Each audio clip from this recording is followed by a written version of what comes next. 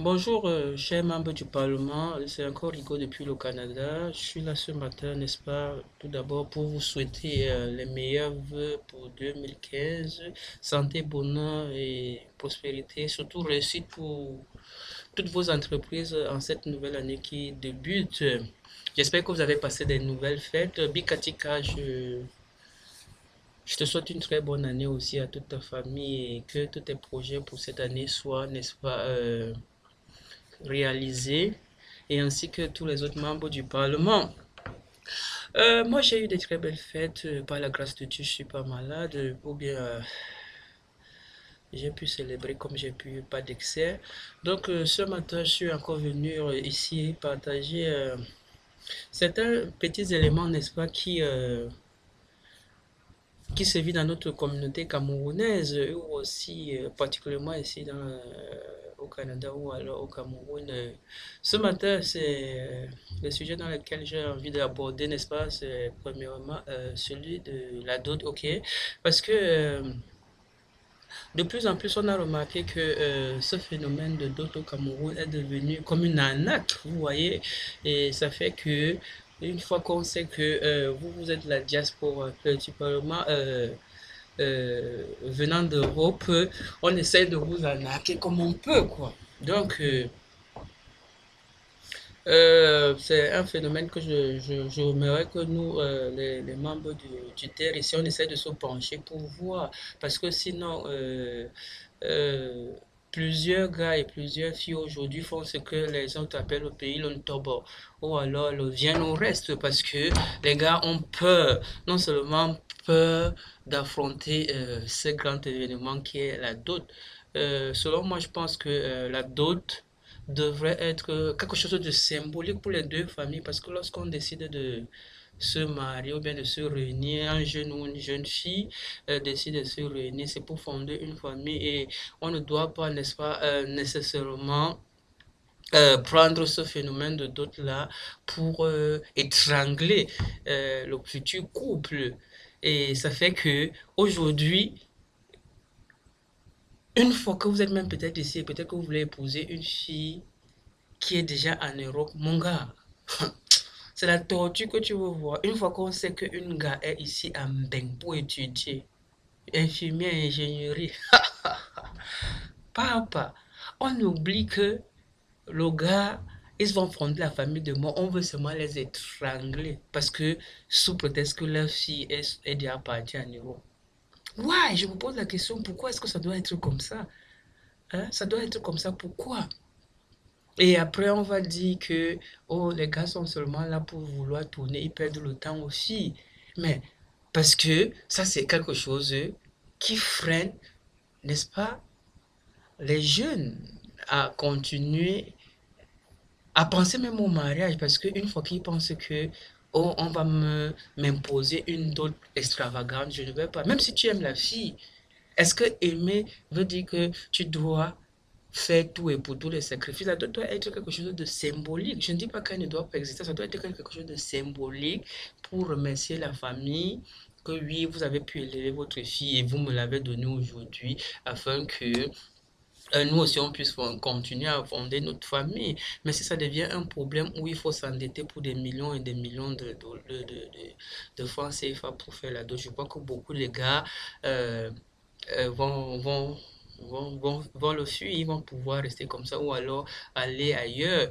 Et ça fait que aujourd'hui, que ce soit ici ou au pays, on a regardé on a vu ce phénomène que je disais tantôt, qu'on appelle un tobo, que les Yaoundé appellent un tobo. Moi, je sais pas comment les autres appellent ça. Ou alors en français, on dit le bien, on reste, parce que on se dit, ah, avec le temps, on va, n'est-ce pas, trouver les moyens. Et parfois, les moyens ne viennent jamais. La fille se retrouve avec quatre cinq enfants. On ne peut jamais, n'est-ce pas, voir les parents pour la doter. Je pense que c'est quelque chose que nous, on devrait revoir et repenser mûrement parce que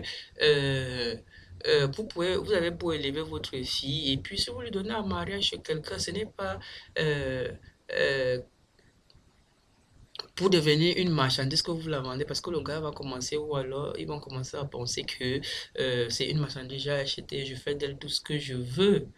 Et je sais, les filles du Parlement ici, elles vont commencer à dire que, oh oui, l'ontopo, ce n'est pas une bonne chose. Mais mes chers, ne vous trompez pas parce qu'au pays aujourd'hui, c'est ce qui existe, hein. Donc, j'attirais juste l'attention pour nous qui vivons aussi, pour qu'on essaye, n'est-ce pas, de continuer à éduquer la génération future, bien nous-mêmes d'ici. Parce que le viol reste que les filles la font au pays, ce n'est pas parce qu'elles le veulent absolument qu'elles le font, hein. Parce que euh, elles n'ont pas parfois le choix. Les parents imposent une certaine réalité et elles n'ont pas parfois le choix de faire. Je comprends tout à fait que dans la vie, chacun a un choix et, et tu ne peux pas parfois prendre des décisions contre la volonté de tes parents. Donc, vraiment, mes frères et sœurs du Parlement, je vous prie, n'est-ce pas, qu'on essaye, n'est-ce pas, de parler à nos parents, de parler à nos frères et sœurs euh, qui sont là-bas ou bien qui sont ici, que la dot ne devrait pas être une obligation qui empêche ou alors qui oblige des personnes, n'est-ce pas, à vouloir fonder la famille. Ça doit être là comme un cadeau symbolique, peu importe. Parce que un gars, quelqu'un qui est ici, peut-être ici là pour vouloir aller épouser une fille au pays. C'est la torture que tu veux voir, mon gars. Une fois qu'on sent qu'il sort de Mbengue, on triple, on quadruple même les choses qu'on voudrait pour qu'il aille prendre la fille. Why? Pourquoi vous devez faire ça? Pourquoi? Parce qu'il est un Benga. Est-ce qu'un Benga signifie richesse à tout prix?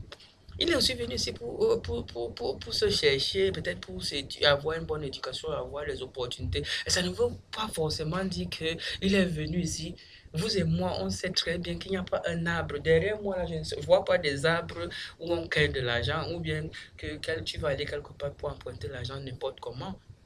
Il faut donc que les familles au Cameroun arrêtent ça. Ou bien que ce soit ici, si la fille est déjà ici et qu'un gars, moi par exemple, comme ça, si je veux épouser une fille, ce n'est pas parce que ses parents ne doivent pas savoir entendre au pays là-bas que parce que je suis ici ou bien parce que la fille est ici déjà en bain, ils doivent quadrupler la dot.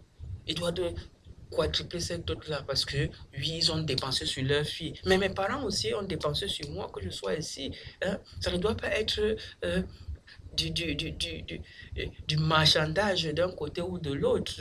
Parce que après tout, c'est moi et la fille qui vivons. Et comme parfois, on ne peut rien faire sans nos familles.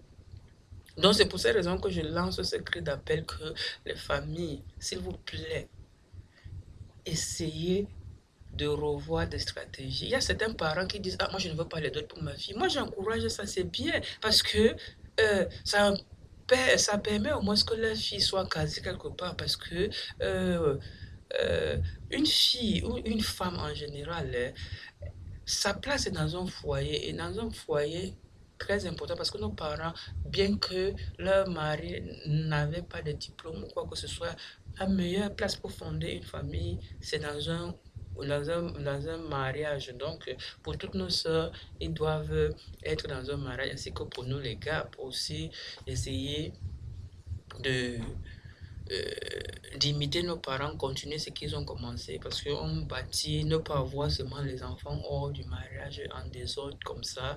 Et c'est toujours bien d'avoir une stabilité avec quelqu'une ou quelqu'un qu'on regarde dans le même chemin. Ça, c'est mon premier coup d'appel que j'appelais tous les membres du Parlement et nos familles qui sont en Afrique aujourd'hui, n'est-ce pas, d'essayer de revoir aussi ça.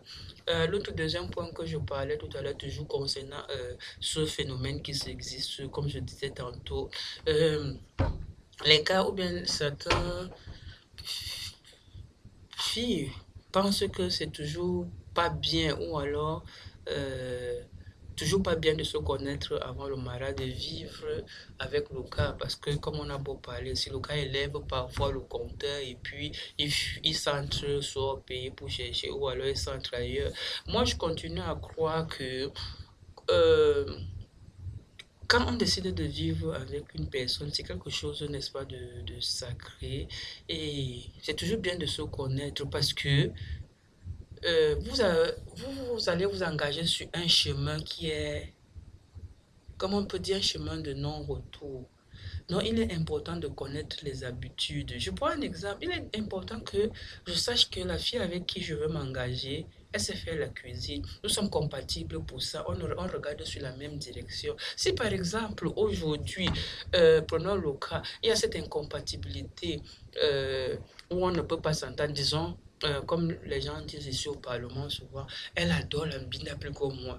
Ça fait que ça commence à faire un problème. Si je ne peux pas satisfaire à ce niveau-là, vous voyez qu'il y a un certain déséquilibre déjà. Elle va vouloir peut-être aller regarder dehors ou se satisfaire pendant que je ne suis pas là. Et vice-versa, disons que si c'est moi, de mon côté, où j'ai cette vision et que la fille aussi, nos idées ne convergent pas ensemble, c'est pas très bien. Parce que mon père me disait généralement que, que les femmes, c'est pas pour les accuser, quand elles ont leurs tâches internes et leurs tâches sont internes alors que celles des hommes sont externes. Disons, il voulait me dire par là que quoi, quand un homme est un soulard, il est un gigolo, il aime les femmes. Lui, il le montre une fois, alors que généralement les femmes, elles sont plus réservées, elles gardent ça à l'intérieur. Mais une fois qu'elles se retrouvent maintenant dans le foyer, quand elles sortent ça, ça crée des tensions parce que l'homme se disait qu'il ne connaissait pas,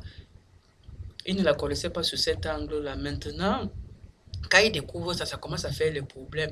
Oui, on dit toujours, il faut toujours se débrouiller à vivre avec, on peut toujours changer, mais nos musiciens ont changé, on ne change pas de poisson sec. Ça, ce proverbe-là s'applique autant pour les femmes que pour les hommes. Si quelqu'un a peut-être ses habitudes qui sont dangereuses, bien que vous soyez dans le couple, tu vas essayer de travailler ça, mais à un moment donné, parfois tu ne peux pas et ça devient difficile. Ça fait que il y a toujours des tensions. Peut-être les enfants sont là, les voisins, ça fait que vous n'avez pas un foyer stable. Donc, je continue à penser pour moi que avant de s'engager avec quelqu'un, il est toujours bien de vivre un peu ensemble pour voir des choses. Est-ce qu'on a les mêmes idées, les mêmes orientations, les mêmes intérêts pour que une fois qu'on soit ensemble dans le couple, que les choses ne soient plus une surprise pour les autres.